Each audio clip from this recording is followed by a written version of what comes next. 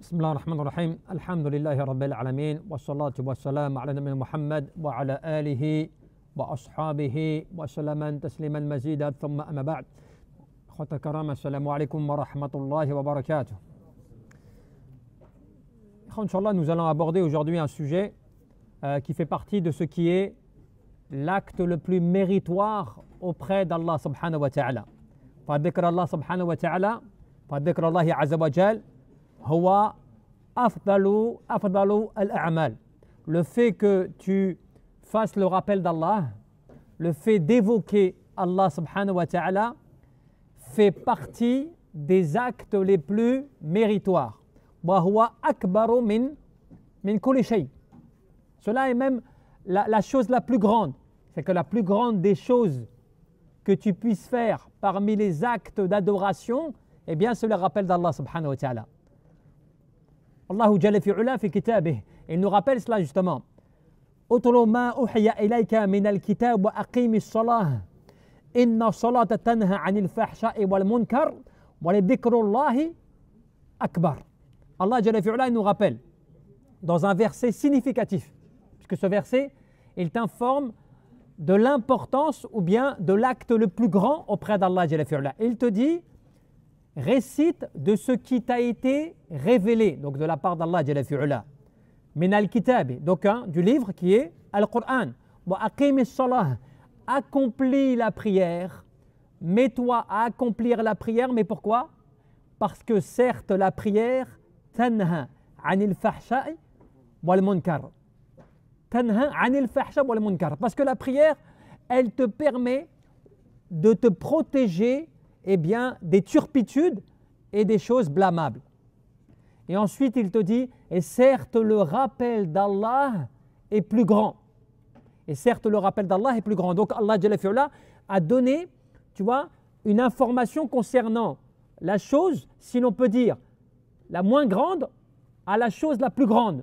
À savoir que la prière, qui est un grand acte d'adoration, puisque la prière, c'est la tête du corps. La prière, c'est la colonne vertébrale de l'islam. Par rapport au fait de la prière, deuxième pilier de l'islam. Mais Allah Jalla fi'ula, il te dit que le fait de te rappeler Allah est plus grand encore.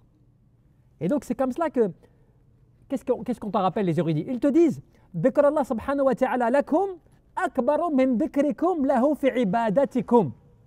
Le fait que tu mentionnes Allah, c'est l'acte le plus grand de tes actes d'adoration, c'est plus grand même que ce que l'adorateur peut faire dans son acte d'adoration. C'est-à-dire que lorsque toi tu fais la prière, eh bien tu mentionnes Allah, tu dis Allahu Akbar dans ta prière en commençant, en ouvrant ta prière, des choses comme cela.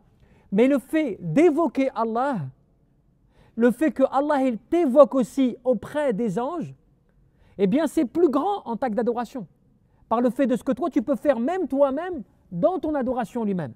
Qu'est-ce que cela veut dire? وَهُوَ ذَاكِرٌ مَنْ ذَكَرَهُ. N'est-ce pas? قال يعني معناه ابن مسعود وابن عباس وابو درداء, d'autres, beaucoup de compagnons, qu'est-ce qu'ils ont dit? Ils ont dit ذكركم الله عز وجل في صلاتكم وفي قراءة القرآن أفضل من كل شيء. C'est-à-dire que le fait que tu le mentionnes dans ta prière et dans ta récite du Coran, c'est plus grand que toute chose. Quand tu mentionnes Allah subhanahu wa ta'ala de cette manière-là, c'est-à-dire en faisant la prière, tu mentionnes Allah de manière bien plus importante que si tu le mentionnais comme cela. Mais encore plus dans la lecture du Coran. Pourquoi? Parce que le Coran, kalam Allah subhanahu wa ta'ala, c'est la parole d'Allah jalla fi'ula. Et c'est la meilleure chose. Comme les ulama te disent que afdal yani ad-dhikr, le meilleur des rappels, c'est lequel? C'est le Coran aussi. Par le fait qu'il n'y a pas meilleur comme rappel que le fait que le Coran, tu vas le réciter, tu vas le lire, des choses comme cela. C'est le meilleur des rappels, puisque tu es en train de te rappeler la parole d'Allah jalla fi'ula, qui est en plus bénie. Tu vois? Et donc, d'autres ont dit même, d'autres,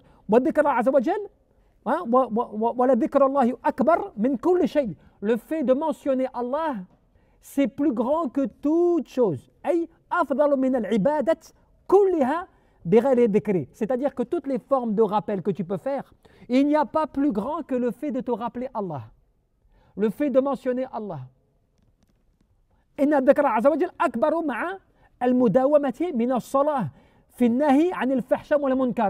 Cela veut dire que la prière, c'est quelque chose d'important, d'accord? Elle t'empêche, elle te protège des actes de turpitude, des choses blâmables, mais le fait de mentionner Allah de manière constante ou générale, c'est meilleur que tout cela. Cela ne veut pas dire que la prière, eh ben, c'est moins important.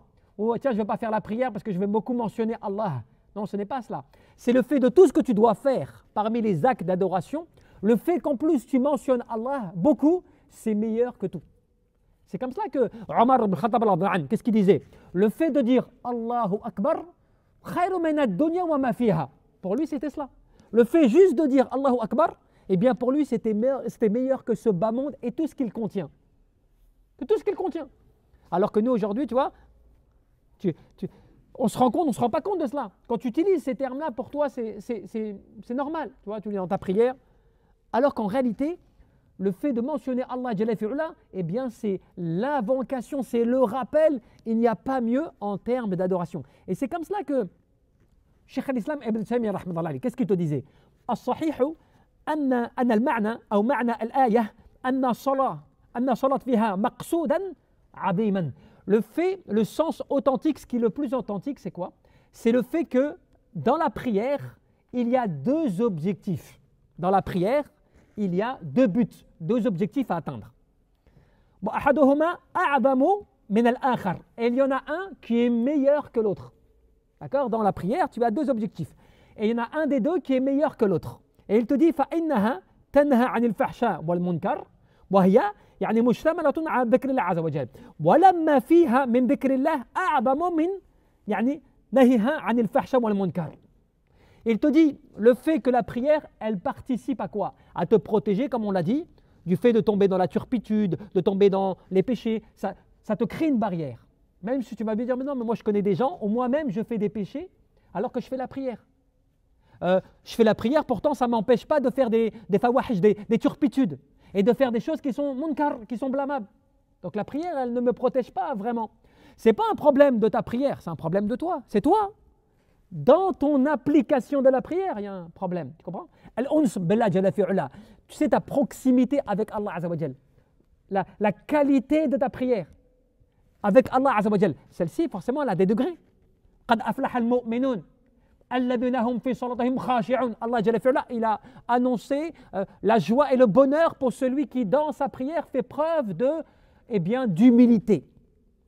D'humilité. Même les ulama, tu vois, les ulama de l'Oura, ils disent que يعني خاشعون, eh bien, ça a aussi le sens de l'khashia, d'une forme de crainte. Le khushu', il y a la forme de l'humilité, mais la forme aussi de la crainte. Parce que quand tu fais preuve d'humilité, quand tu vois un servant, quand il arrive devant son maître, ou quand tu vois quelqu'un qui a un roi, eh bien, il vient vers lui, il fait preuve d'humilité. Parce qu'en fait, il y a une certaine crainte, n'est-ce pas? Surtout à l'époque. Parce qu'il y a longtemps, hein, même à l'époque, des Romaines ou autres, eh bien celui qui bougeait le doigt comme il ne fallait pas ou qui répondait au roi, eh bien, il était donné au lion.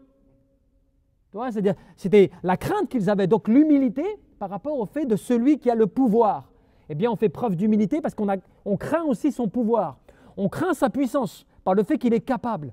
Eh bien, l'adorateur d'Allah Jalla fi'ula, il fait preuve d'humilité vis-à-vis d'Allah Jalla fi'ula, qui fait qu'il adapte un comportement, tu vois, d'humilité. Mais pourquoi? Parce qu'il craint Allah subhanahu wa ta'ala. Parce qu'il a peur d'Allah Jalla fi'ula. Il espère sa miséricorde, mais il craint aussi son châtiment. Donc à partir de là, quand celui-ci est comme ça, fils salah, dans la prière, eh bien voilà celui qui est joyeux, qui est celui qui a gagné. Donc la prière, oui, elle te protège du munkar, elle te protège de l'fawahish, des turpitudes, mais à condition que toi, ta prière, avec ton cœur, tu es dedans. Tu l'utilises comme il faut, tu la respectes dans ses heures, tu respectes, tu vois, ses piliers, al-wajibat wal-arkan, piliers et obligations. Tu respectes ta prière comme il se doit, en donnant de l'importance à cette prière-là, elle va t'empêcher à un moment ou à un autre de commettre des péchés, des turpitudes. Mais il te dit, cela c'est un des buts de la prière. Mais il te dit, mais ce que la prière contient comme rappel d'Allah, le fait d'évoquer Allah, c'est plus grand encore que le fait que cette prière, elle te protège de la turpitude et des choses blâmables. Vous avez compris ou pas? C'est qu'en fait, il y a une subtilité. C'est pour ça que les ulama te disent quoi? Que le but de la prière, c'est pas juste tu fais ta prière, ruku', sujud, des choses comme cela. Il y a un but dans la prière. Eh bien, c'est que elle te rappelle Allah Jalla fi'ula. Tu vois? As-salah ma'naha ad-du'a. Parce que dans le sens de la prière, c'est quoi? Dans le sens même du mot de la prière, c'est le fait que tu invoques Allah Jalla fi'ula. Mais Moussa alayhi salam, lorsqu'Allah l'a convoqué sur le mont de Touwa pour lui révéler as-salah, les bekri, pour que tu puisses te rappeler de moi, que tu puisses être dans le rappel d'Allah. Donc la prière, elle a quoi comme but? Elle a un but de protéger de l'fawahish wa de l'munkar, que en même temps, dhikra azza wa jal fiha, le fait de se rappeler Allah dans la prière, c'est la plus grande des choses. Mais mieux que cela encore, la prière, elle est là aussi pour ne pas te faire oublier Allah azza wa jal. Pour ne pas que tu oublies Allah dans l'adoration d'Allah subhanahu wa ta'ala. C'est pour ça que les gens, quand ils travaillent et qu'ils ne peuvent pas faire la prière, qu'ils sont gênés, donc forcément cela leur cause un tort. Quel est le tort? Ce n'est pas simplement uniquement la problématique de repousser tes prières qui te cause problème parce que tu ne peux pas les faire à l'heure. Ce n'est pas cela le problème. Le problème, c'est qu'à force de repousser tes prières aussi en fin de journée, qu'est-ce qui va se passer? Eh bien, ton cœur, à un moment, il se déconnecte du matin au soir, puisque tu n'es plus dans le rappel.